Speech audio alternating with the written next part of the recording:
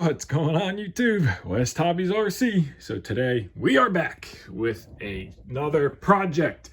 This is something that you guys can follow along with me and get into speed flying. We have the SAB Kraken 580 orange color scheme, and we are going to make a speed Kraken. I did a poll on YouTube. You guys voted. This is what you wanted to see. So this is what we're going to do. You can link everything in the description. Follow along with me. We are running a X-Nova 4525 530 kV. We are running a Hobby Wing 180 Theta low profile servos. So we are running the D1s on cyclic and the DT1 on tail.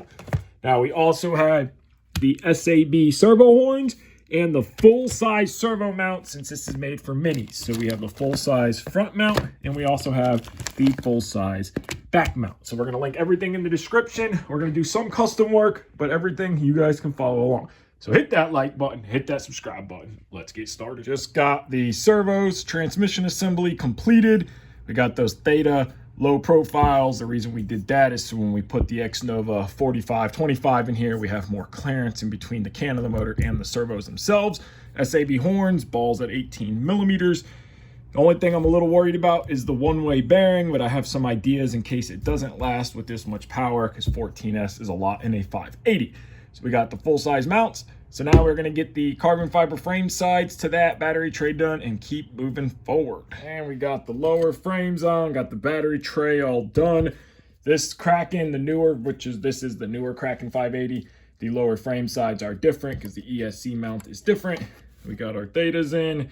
It's all looking good. One thing to pay attention to on your canopy cups: if you watch the original Kraken 580 or Raw 580 build series, this screw that sticks through, it's about 2 millimeters too long, and it will interfere with the lock. It makes it really hard. So if you just add a washer, I went with 2 washers per side, it will cause that screw hole to be perfect. That screw is flush and your canopy will mount a lot easier and the quick locks will work like they should. So now let's start building the head. Head and swash plate is done. Our linkages are all made. I went with Shore 90 on both sides, so 90-90, 90-90. Make the head a lot stiffer.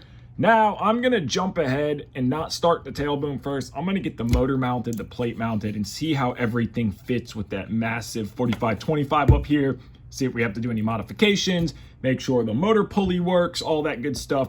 So I'm gonna get that done. We'll see what it looks like. Make sure they clear our servos, which is the whole point of those low profiles. Let's see what it looks like. Almost like it was meant to be. X-Nova 4525 bolts right in place.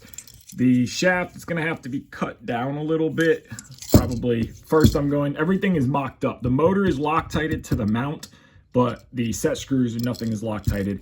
So I'm gonna mock it up. I'll probably have to cut about that much off of the shaft, which is not a problem, but it does fit, bolts right into the mount. So now let's stick it in the mechanics and see if it hits anything. And the motor is mock-up mounted, so no Loctite on our screws. Belt isn't fully tensioned, just have that one cinched down. So the 4525 actually fits very well. Got plenty of clearance. I'm glad that we went with the low pro Thetas though, because we saved about, I don't know, about 10 millimeters, half inch or so maybe. But so we have plenty of clearance, nothing rubbing. We can play with pulley sizes and move the motor back and forward depending on the one we go with. So that is looking flawless. So now I'm happy with that. I'm just gonna go ahead and final mount the motor, tension it, get that part done. I am a little worried at the thinness of the belt. I gotta cut the motor shaft, so I'll do that, cut the shaft down. But we'll see how it works. I got some ideas for the one-way bearing if it doesn't handle the power. So let's get that done, final mount the motor, and then we'll start on the tail boom. So we got our motor final mounted now. I shortened the shaft. So we got a 19-tooth pulley on there. So we went from the stock pulley to a 19-tooth pulley. Belt is tensioned, everything is Loctite and locked down. I'm happy with that. We got plenty of clearance. So now I am going to start building the tail. So let's get the tail system built. And the tail is all completed. So we got the tail hub, everything built. We got it loose so we can tension. Belt ran. And we got our tail servo installed, horn at 18 millimeters. Got our nuts in, C8 the plate down, so that is all done. I just have to glue the tail push rod, so that epoxy has to get cured. So now this is done, we can bolt this on to the main mechanics and we can start designing the actual skids because we are going to change the skids. So let's get this bolted, see what it looks like, and start figuring out what we want to do with the skids. And the boom is bolted on. The belt is just loosely tensioned, but we can kind of see this new orange color scheme is amazing. Super bright. Doesn't even do it justice in the video. A lot brighter in person. So we got that in. That's done. We're going to bolt the lower frame sides on now so we can get an idea of how this is going to sit, and then we are going to start designing new skids. I want it to be kind of like the 380 speed where it sits kind of like that, or I might do something like I did on the Comet where I did that carbon fiber skid. I don't know. Let's get the frame sides bolted on. Let's see what we got. We know we have to keep the front for the clip of the canopy, so we might just do something with the front and then back little fins. But let's get them on. Let's start figuring out what we want to do. But that is looking so good. So we're working on the skids here, and this is what I want to come up with. So I want the helicopter to sit angled, and I want to have that speed look, right? So in the front, we need to retain the canopy mount so the canopy can clip on. I don't want to do the traditional pipe and skid. So this is my idea. I'm going to modify the stock plastic skids. So the front one will be cut off, just a little bit hanging out, so that way it can have basically like a front stop, and then the canopy mount can still screw to it. It'll be angled back, so it kind of just gives it that cool look to it. The rear skid, I made a template. I'm gonna cut these out of carbon fiber. I'm gonna modify the skid so that way they sit down just like that, and it gives it that speed look angled. Then I will recess a couple of heat nuts into here. This carbon outsides will screw right on to here, and that's what it will look like. So let's cut these down and let's see how this looks. So I got these skids cut out of carbon. So we have a left and a right, and I went ahead and modified the original skid base. So I cut it down, I sanded it flat. You can see the original one here, got rid of the ridges. This is going to mount into the rear just like that. And then I'm going to use some of these heat inserts, and those are going to be pushed into the plastic, and these are going to screw in from the outside. The carbon legs are going to lay on top just like that pretty much, and then it'll be a set of speed skids, and if one breaks I can cut another one. So I got those done, 2mm carbon. So now I'm going to bolt this back onto the helicopter, get it mocked up where I want it, figure out where this is going to go. It's going to have 2 screws in the top, 1 screw in the bottom, so 3 total to bolt these on. Get that done, get the other side done, and then we can start figuring out what we want to do for the front. I got them CA'd into place, so painter's tape on both sides, holding them. I got both of them completely done. So now you can kind of see what we got going on here. So now I am going to drill it. I've got some small screws, countersink my holes, add my heat nuts. So I'm going to do 2 on top, 1, 2, and then 1 down here, 3. And then we'll probably do some yellow vinyl or something to kind of blend in with this, or some orange vinyl to kind of blend in with the orange. Might do something like a 580 or speed. I don't know. We'll do something. But it is coming together. The rear skids are looking great. Still got to do the front one, but let's get these done, drilled, heat inserted, and then move on to the front. The heat inserts are in. So there you go. We got our screws countersunk. So our skids are done. So now we're going to toss these guys back on to the helicopter and see how it looks. And the skids are done. So there we go. Now we are going to work on the front part of the skid, which will pretty much just be what's left to hold the canopy mount and a little bit of a stub for it to sit down on, but it is very strong and solid. We're going to get some orange vinyl, make a nice little design right here on these feet. But I think that looks pretty good. Gives it that look that I was going after. So I'm happy with that.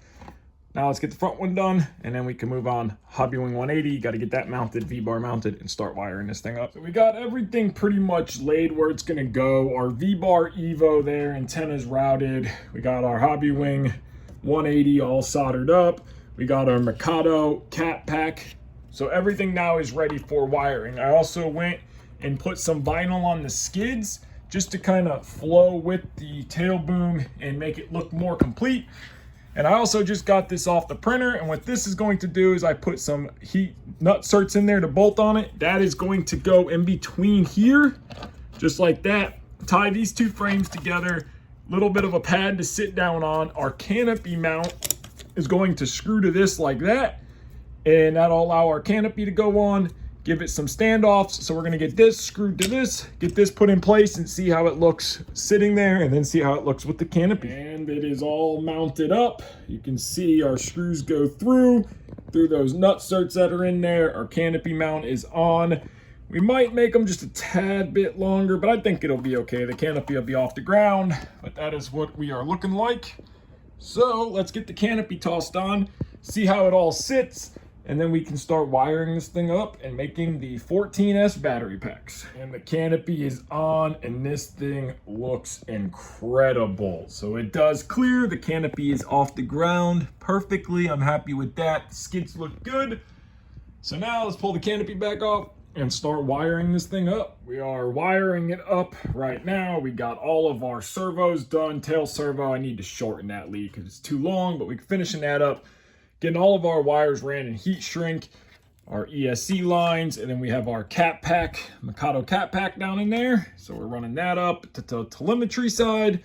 We had to extend this line so that way it can reach to where we would like it to reach. We're gonna get all that done, completely finish the wiring up, and the wiring is completed. So we got everything heat shrunk, new ends crimped on, we got our telemetry lines ran, got our wire guide into place.